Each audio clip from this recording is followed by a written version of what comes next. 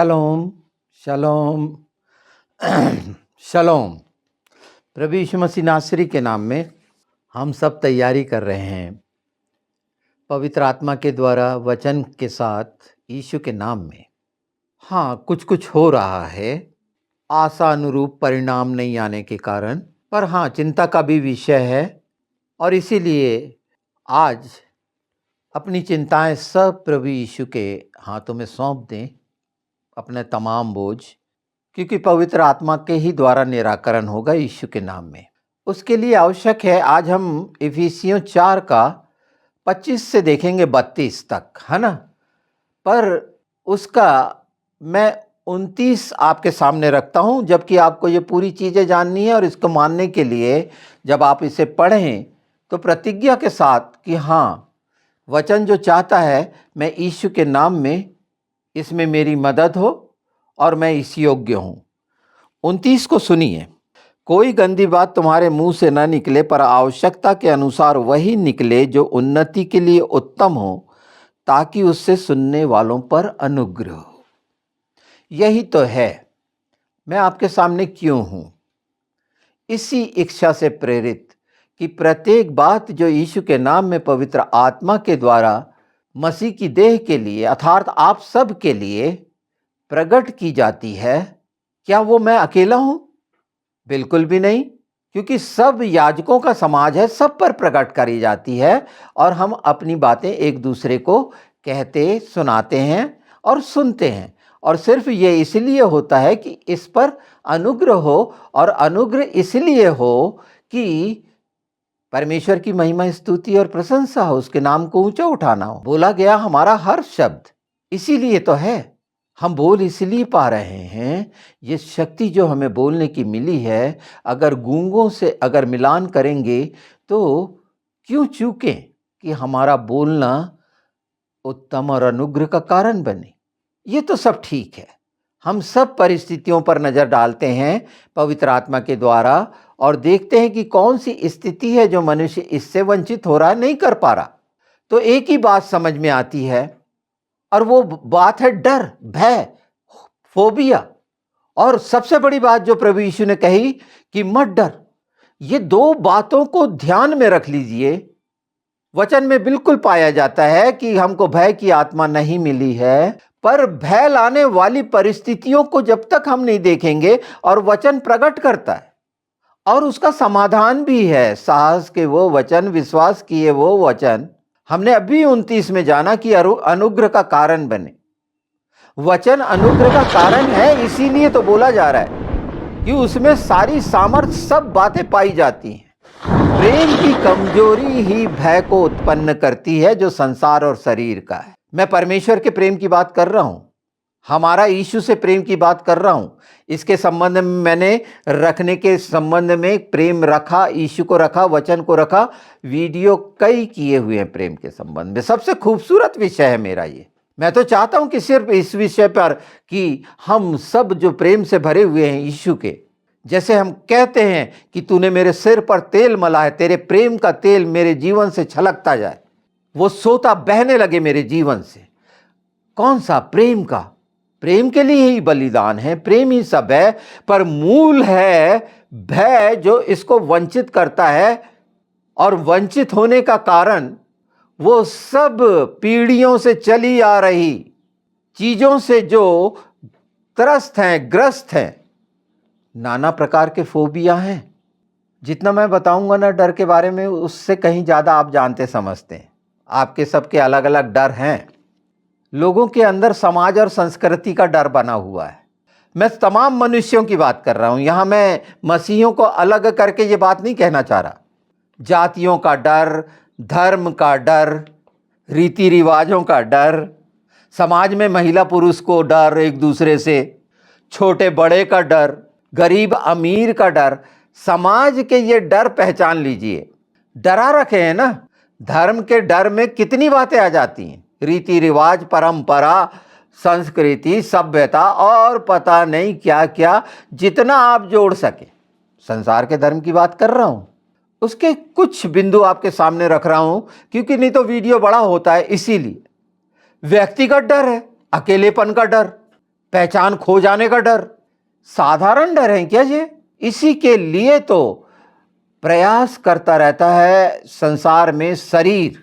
और सबसे बड़ा डर जो सोशल रिएक्शन का है, क्या सोचेंगे अगर मैंने मसीह को स्वीकार कर लिया, यीशु को अपना मान लिया, ईसाई बन गया, क्या सोचेंगे? अरे सच को जान लिया, प्रेम को जान लिया, कौन क्या सोचेगा? आज तो देख रहे हो ना, घर घर में डर बना हुआ है, बाप बेटे माँ बाप का, एक दूसरे से सब तो बट गए, फिर किसी तीसरे का जो आपको एक गोली भी लाके नहीं दे सकता, वो क्या सोचेगा? अगर बहुत लोग इस बात से निकल जाते हैं तो उसको बोलते हैं ये नैतिकता खत्म हो गई है, मर्यादा खत्म हो गई। नहीं नहीं नहीं, सांसारिकता में ये हो सकता है। जितने ज्यादा भय को पहचान लोगे, उसमें से कुछ बिंदु रख रहा हूं। राष्ट्रीय भय, राजनीतिक भय, देख रहे हो पूरा विश्व में भूचाल। पहचान बनाए रखने की ना, अपने आप को स्थापित करने के लिए कौन कौन से कार्य करते हैं, किन किन का इस्तेमाल करते हैं, ये संसार का भय है, ये संसार में रहने वाला। और ये भय क्यों आता है, ये मुख्य बात है ना, कि भय का मूल कारण क्या है। ठीक है, हमने जान लिया, प्रेम से वंचित होना, ढोंग आ जाना, प्रेम का ना होना। पर ये जो प्रेम से वंचित करने वाला तत्व है, अंधेरे का, दुष्टता, जो भय का कारण बना हुआ है, उसके फंदे, उसका फंदा, उसका जाल चारों तरफ से ऐसा जकड़ लेता है। और जब फंदे और जाल में एक मनुष्य फंसता है तो बाइबल की वो तमाम बातें पूरी होती हैं। बंधुआई, दासत्व, दास, स्वतंत्रता को खो देना। कितना सरल है जी। इसमें वचन कुछ याद आ रहे हैं जो मैं कह रहा हूं? नहीं आ रहे तो मैं आगे बताऊंगा कि भय को पूरी तरह पहचान लें। और ये परमेश्वर के भय में रहते हुए पहचानेंगे। और परमेश्वर का भय जो बुद्धि का मूल है वो वचन है। संसार का भय इंसान को जड़त्व कर देता है, जड़ देता है, वंचित कर देता है। आगे पीछे कितना घोर अंधकार उसके चारों ओर हो जाता है, वो हिल नहीं पाता, दांत पीसता रहता है जैसे मिस्र में पीसे थे। और जो जड़ हो जाएगा, हिल नहीं पाएगा। आपको मालूम है, बहुत कम लोग जानते होंगे कि जब शेर दहाड़ता है तो जानवर या मनुष्य जड़त्व की स्थिति में खड़े हो जाते हैं, भाग नहीं पाते। डर इनमें पाया जाता है, ये संदेह, जड़ता में पराजय। एक व्यक्ति जब वो गतिविहीन हो गया, क्रिया विहीन हो गया तो क्या होगा? और ये जो हम पूरे हर समय एक्टिव होते हैं जीवन के कारण है ना, हमें जीवन मिला है इसलिए तो हम जड़त्व का सिद्धांत समझिए। और वो भय है जो इंसान को मूक अवाक कर देता है और वो कोई रिएक्शन नहीं दे सकता। और लालसा काय की रहती है? बस शांति और आनंद की रहती है ना, एक मनुष्य की लालसा। इसी को वंचित करने के लिए, और ये मिलेगी कहां से? कोई मनुष्य दे सकता है? वो अंधेरा दे सकता है जिसने जड़त्व किया? नहीं, पवित्र आत्मा के द्वारा ही विश्वास है, शांति है और आनंद है। भय के साथ जैसे जड़त्व है, पराजय है, पवित्र आत्मा के साथ जैवन जीवन है, यीशु के नाम में सामर्थी जीवन है। यह अंतर स्पष्ट है और साफ साफ है, इसीलिए तो हम मसीह हैं और यह अनुग्रह के कारण है। दूसरा तीमुथियुस एक साथ बहुत स्पष्ट है कि भय का आत्मा नहीं दी है। भय के संबंध में मत्ती 5 में भी आप जान सकते हैं और बहुत से उदाहरण मिलेंगे। ठीक है, पर हम फंदे पे हैं कि वो फंदा क्या है और उसके लिए हमें दिया गया साहस का वचन क्या है। हर चीज का समाधान पवित्र आत्मा के द्वारा सुसमाचार में रखा जाता है। जिस सुसमाचार में समाधान नहीं, वो सुसमाचार है ही नहीं। पवित्र आत्मा के द्वारा ये पहचान कर लें, हम जो मसीह हैं, यीशु के प्रचारक, उपदेशक, शिक्षक, भविष्यवक्ता, सिखाने वाले, हर कोई समाधान चाहता है और समाधान यीशु में है, वचन में है। और वचन में अगर समाधान नहीं बताकर सिर्फ डराया जा रहा है भय बताकर, मैं आपको भय बता रहा हूं पवित्र आत्मा के द्वारा, पर प्रेम कैसा पैदा हो ये पवित्र आत्मा ये भी तो बताएंगे। भय कौन कौन से फंदों के कारण आता है, जाल के कारण आता है, वचन बताएगा ना। नीति वचन 29 निकालिए, देखिए 29 का 25 देखिए। मनुष्य का भय खाना फंदा हो जाता है, परंतु जो यहोवा पर भरोसा रखता है उसका स्थान ऊंचा किया जाएगा। अपने आप में समाधान हम हमेशा बोलते हैं और बोलना भी चाहिए, विश्वास रखते हैं हम, इसीलिए तो कह पाते हैं। हमने विश्वास की आत्मा पाई है, इसीलिए तो कह पा रहे हैं कि हम यीशु के हैं। पवित्र आत्मा हमें बता रहे हैं वचन सच है, और यही सत्य को जान रहे हैं जो हमेशा हम इस्तेमाल करते हैं, बोलते हैं, सुनते हैं। यूहन्ना 8:32 कि तुम सत्य को जानोगे और सत्य तुम्हें स्वतंत्र करेगा। हमने जान लिया है कि भय दासत्व की आत्मा का है, दासत्व में पहुंचाना है, भय गुलामी में पहुंचाना है, जिसमें पहुंच गए थे अंधेरे में पहुंचाना है, बंधनों में पड़ जाना है। यही सच्चाई भजन संहिता 91:3 में कितने हम हर समय कि वो हमें बहेलिए के जाल से बचाएगा। आमीन। ये फंदे हैं, जाल है बहेलिए का फैलाया हुआ, वो शिकारी का जो बहरूपिया बनकर छुप कर वार करता है।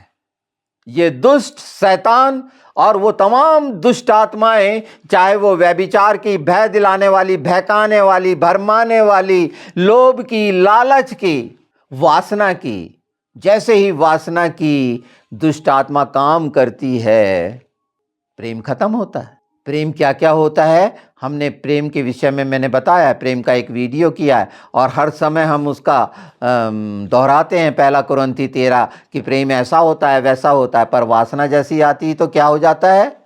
तो ये भय का फंदा, वासना, ये सब भय के फंदे हैं। याद रख लीजिए, लालच में, अभिलाषा में शिकार बनाते हैं और आप हर समय छटपटाते रहेंगे। संतुष्टि का जीवन खत्म होगा, छटपटाहट का, बेचैनी का जीवन, डर का जीवन, व्याकुलता का जीवन। और इससे निराकरण कितना सुंदर। पर पहले इन हिस्सों को तो जान ले अच्छे से। जितना ज़्यादा भय के बारे में जान लेंगे कि भय और फंदा क्यों रखा गया पवित्र शास्त्र में, ये दुष्टता की अंधेरे की पहचान और इससे मुक्ति का साधन, कि मनुष्य इससे खुद नहीं छूट सकता। बहेलिए के जाल से छूटने के लिए किसी की आवश्यकता होगी। जाल से निकलने के लिए खुद चूहा काट के निकल सकता है, पर मनुष्य, उसके दांत ऐसे पहने हैं क्या? और वो फंदा कैसा होगा? अभी ये सिर्फ मात्र छोटा सा फंदा लग रहा है आपको जो मैं बोल रहा हूँ तो? नहीं, ध्यान दीजिए, ये फंदा आग की झील का है जहाँ से कोई नहीं निकाल सकता। भय आग की झील में पहुँचा देगा, उस नर्क में पहुँचा देगा। इतना भयानक है। और भय मुक्त करने के लिए ही क्रूस की मृत्यु और पुनरुत्थान हुआ, कि हम जीवन जो पाए हैं, हमारी आत्मा की मृत्यु न हो।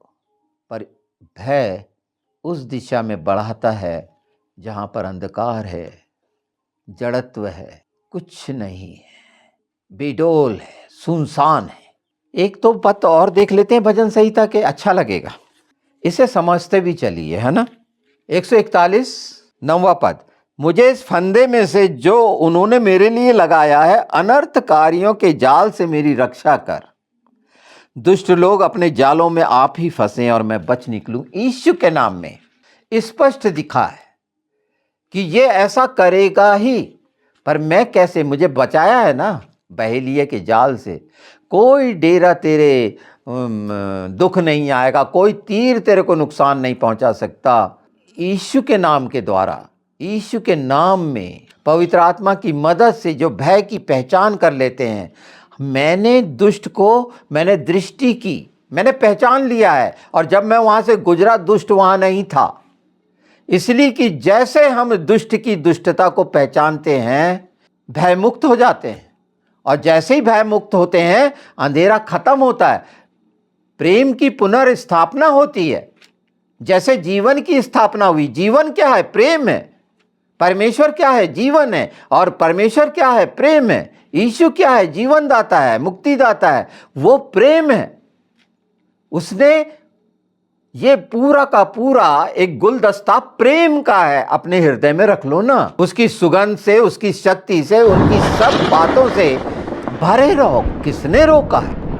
और वो हमारे पवित्र शास्त्र में हम पाते हैं, बहुत गहरा संबंध है प्रेम का, भय का।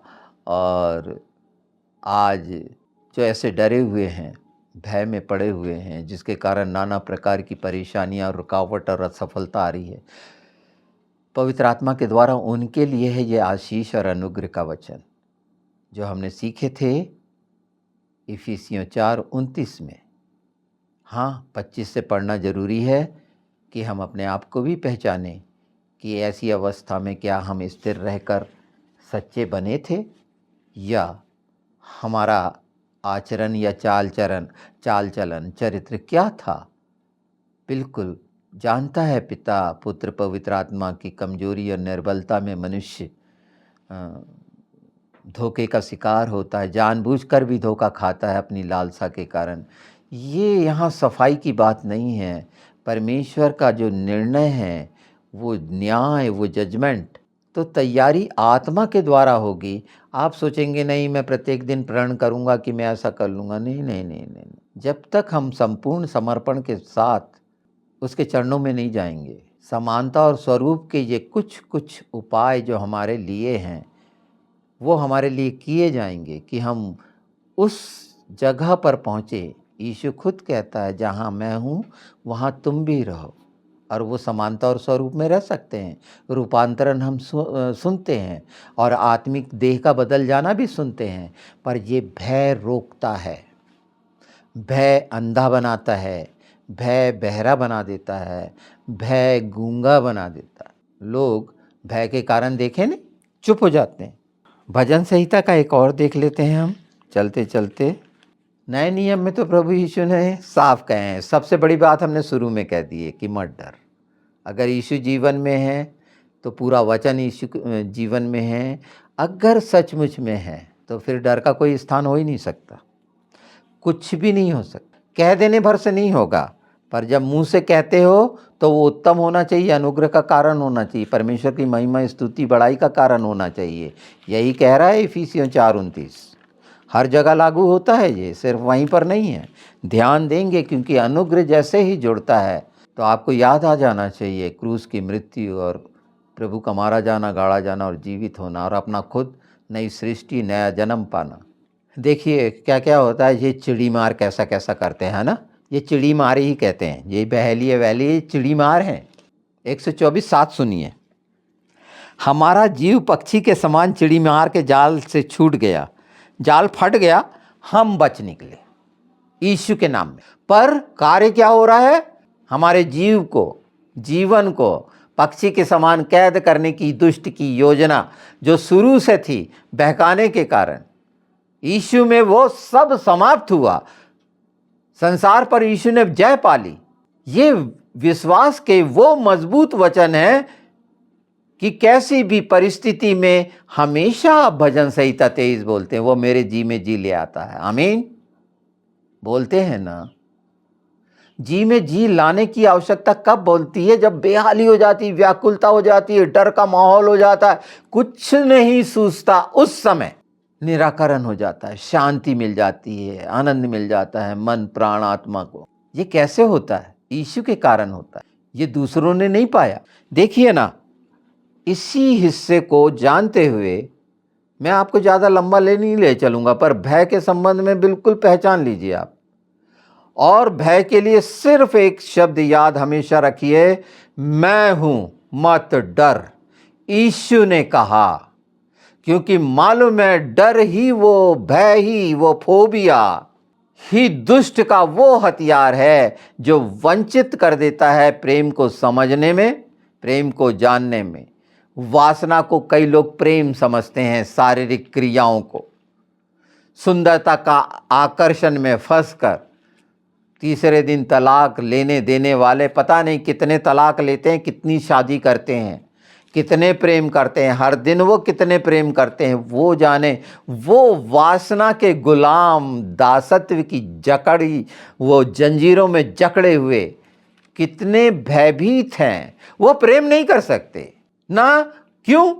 कि उनकी रखा ही नहीं है, उनने तो वासना को रखा है जो दुष्ट के द्वारा है, जो झूठ का पिता है, और वो झूठ ही कहेगा। चलिए ये इसे जानिए, समझिए कि कौन सी स्थिति में हैं, और छुटकारे के लिए यीशु का नाम हर बात से आपको छुटकारा देगा। निराश मत होइए, क्योंकि ये फंदे जो फंसाने वाला है, तो उपाय भी यीशु ने अपने वचन में ठहराए हैं। यशायाह 8 निकालें। ये वचन की सच्चाई को पहले भी मैंने इस पर बोला है, पर पढ़ दे रहा हूँ मैं आपके लिए कि ये फंदे और भय को पहचाने और इसमें कैसे आशा रखी गई है उसे भी जाने। यशायाह 8:14, और वह शरण स्थान होगा, परंतु इज़राइल के दोनों घरानों के लिए ठोकर का पत्थर और ठेस की चट्टान, और यरूशलेम के निवासियों के लिए फंदा और जाल होगा। और बहुत से लोग ठोकर खाएंगे और गिरेंगे और चकनाचूर होंगे, वे फंदे में फंसेंगे और पकड़े जाएंगे। ये अलग अलग तरीके से एक आत्मिक फंदा। इन सच्चाइयों को जानते हुए भय मुक्त होना क्यों जरूरी है, कैसे है, ये सब आज आप सुन रहे हैं, और जितना सुन रहे हैं पवित्र आत्मा के द्वारा कहीं ज़्यादा जान रहे हैं।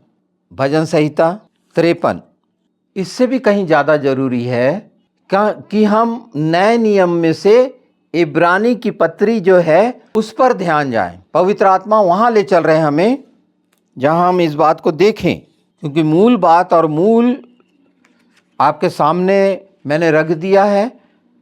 बस अब इन बातों पर जो परमेश्वर ने ठहराई अपने वचन में आप ध्यान दें। इब्रानी, क्योंकि मैं चाह रहा हूं कि अब हम उस भाग की तरफ जाएं जहां वो सच्चाइयां जो छुटकारे के लिए हैं और पूरी पहचान के लिए हम जान देख और पहचान सकें। तो दूसरा अध्याय उसका और 14, इसलिए जबकि लड़के मांस और लहू के भागी हैं, तो वह आप भी उनके समान उनका सहभागी हो गया, ताकि मृत्यु के द्वारा उसे, जिसे मृत्यु पर शक्ति मिली थी, अर्थात शैतान को निकम्मा कर दे, और जितने मृत्यु के भय के मारे जीवन भर दासत्व में फंसे थे उन्हें छुड़ा ले। ये काफ़ी नहीं हो गया? काय के भय में फंसे थे, यानी भय में फंसना और फिर वहीं जाके फंस जाना। सब बातों की खूबसूरती निकल आई ना। मृत्यु तक पहुंचाता है वो आग की झील, इसलिए भय से निकलना, इसीलिए मत डर, मैं हूं, यीशु ने कहा। और ये सब प्रेम से वंचित होने के कारण है, क्योंकि जैसे ही मनुष्य उस पवित्र प्रेम से वंचित होता है तो वो मन की तमाम बुराइयां क्रियाशील हो जाती हैं। और जब हमने ये पढ़ा है तो यूहन्ना 1 पढ़ना बहुत ही अच्छा लगेगा। यूहन्ना 1 उसका 4 अध्याय देखिए और उसका 18वां पद। प्रेम में भय नहीं होता, वरन सिद्ध प्रेम भय को दूर कर देता है, क्योंकि भय का संबंध दंड से होता है, और जो भय करता है वह प्रेम में सिद्ध नहीं हुआ। बहुत लिखा हुआ सुनते हैं ना, आई लव यू, दिल का बना हुआ, तीर चला हुआ। कितनी बार एक दूसरे से वादा करते हैं, आई लव यू, हाँ मैं आपसे प्रेम रखता हूँ, प्रेम करता हूँ, जो भी एक्स वाई। उसके पीछे अगर वाकई रखते हैं आप अपने परिवार से प्रेम रखते हैं, आप अपने वो प्रेमी प्रेमिका का प्रेम, भाई बहन का प्रेम, माँ बाप का प्रेम, प्रेम यीशु से प्रेम, पवित्र आत्मा से प्रेम वाकई में रखते हैं, तो आप भय में नहीं रहेंगे। और अगर आप भय में हैं तो वो झूठा प्रदर्शन, आडंबर, पाखंड, षड्यंत्रकारी हो जाएंगे शैतान के साथ, और आत्मा को नाश का कारण बन जाएंगे। यही कुछ हम सीख रहे हैं पवित्र आत्मा के द्वारा। फिर बोलते हैं ना 2 तीमुथियुस, ये भक्ति का आचरण तो करेंगे, पढ़ ही लेते हैं, दिखाने वाली भक्ति। हाँ, कैसी कैसी धर्मी बनना, भक्ति करना, फिर वो कैसा लगेगा? ये अगर समझ लीजिए लिया आपने, तो उसके चरणों में जाते समय आप पहचानेंगे ना, फिर सीना तान के नहीं जाएंगे वैसे पापी जैसे जाएंगे, मैं तो पापी हूँ, मुझ पर दया कर, मैंने ऐसी गलती कर दी है, मुझे क्षमा कर और ये भय के फंदे से दूर कर, क्योंकि तूने मृत्यु से बचाने के लिए अपने प्राण दिए हैं कि मैं जीवन पाऊं और हमेशा का जीवन, अनंत जीवन पाऊं। यही सत्य तो है जो हम सीखते जाते हैं, जानते जाते हैं, बोलते जाते हैं। एक बार बोला था ना अभी इसी के पहले, यूहन्ना 8:32, सत्य को जानोगे सत्य स्वतंत्र होगा। ये तो पूरा रट गया है। और कौन सा सत्य जाने पता नहीं, कैसा वाला सत्य जाने पता नहीं। आज भय का सत्य जान रहे हैं, सचमुच में जान रहे हैं। बाइबल का वचन अगर ये पहचान लिए तो प्रेम में सिद्ध हो जाओगे। हाँ, 2 तीमुथियुस 3 अध्याय, वे भक्ति का भेष तो धरेंगे पर उसकी शक्ति को ना मानेंगे, ऐसों से परे रहना।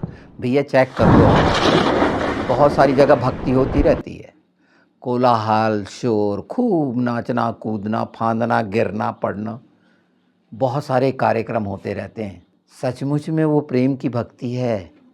वो आदर और मर्यादा सृष्टि रचयिता को दिया जा रहा है? वहाँ कौन कौन से लोग इकट्ठे हुए हैं? क्या ये शिक्षा के अनुसार प्रेम करने वाला समूह है? कौन सा प्रेम करने वाला समूह है?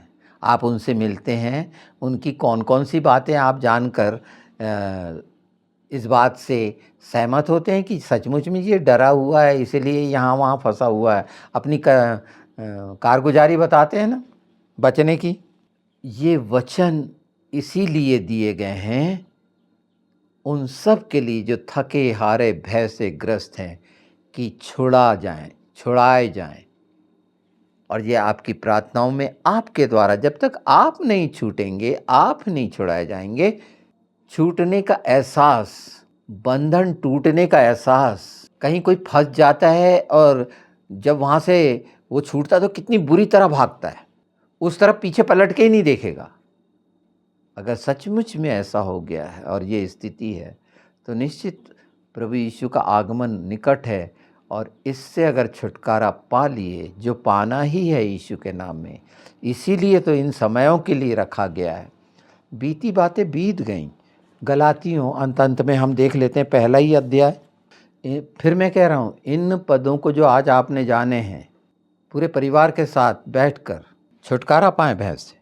और अगर आप सचमुच में प्रेम में हैं तो और आशीष पाएं, और लोगों के लिए भय दूर करने का कारण बने। आपके चरित्र के द्वारा लोग देखें, जाने, समझें कि सचमुच में परमेश्वर का प्रेम इसमें जीवित है, अर्थात यीशु इसमें जीवित है ना। वो कहने वाले जो बोलते हैं कि मैं यीशु को मानता हूँ, मैंने सबसे ऊंचे बैठा रखा है और काम वो करता हूँ, तो इससे को क्या बोलेंगे। तो ये सब चीज़ें चलती रहती हैं। ये दोषारोपण नहीं है, सच्चाई है। मनुष्य कमज़ोर है पर छुटकारा वचन में है। आमीन। तो गलातियों 1:10 सुन लीजिए, है ना। अब क्या मनुष्यों को मनाता हूँ या परमेश्वर को? क्या मैं मनुष्यों को प्रसन्न करना चाहता हूँ? यदि मैं अब तक मनुष्यों को ही प्रसन्न करता रहता तो मसीह का दास न होता। ये आखिरी बात नोट कर लीजिए, कहीं मनुष्य को प्रसन्न करने वाले तो नहीं बने। ये बात बता रहा हूँ कि ये वाला काम मैंने नहीं किया। जिसने परमेश्वर को प्रसन्न किया, यीशु को प्रसन्न किया, वो सब आत्माओं को प्रसन्न करेगा। शरीर की प्रसन्नता नगण्य है। आप क्या बनना चाहते हैं? मनुष्य को प्रसन्न करने वाले, जा के सेवा करने वाले शरीर के अनुसार? वो तो सब करते हैं, अन्य जातियां भी ये करती हैं। बाइबल में चौथे ही उसमें आप पढ़ेंगे, अन्य जातियां भी यही करती हैं। अपने धर्म कर्म पर विश्वास रखना। तो आप पूरे संसार के भय में पड़े हुए हैं। ये पद जितने आपने सुने, इनको रिपीट कर लेना, क्योंकि यही वो द्वार है जिससे आप प्रवेश पाएंगे। डरा हुआ वहीं जड़त्व रह जाएगा, आगे नहीं बढ़ पाएगा। और ये पूरी सच्चाई पवित्र आत्मा की जो हम पवित्र शास्त्र से जाने हैं, ये परमेश्वर का भय को पहचाने, और वो दुष्टता का जो अंधेरे का है घिनौना फंदा, उसको पहचाने। और वो सिर्फ इसीलिए पहचान कराई गई है कि स्वतंत्र हों यीशु के नाम में।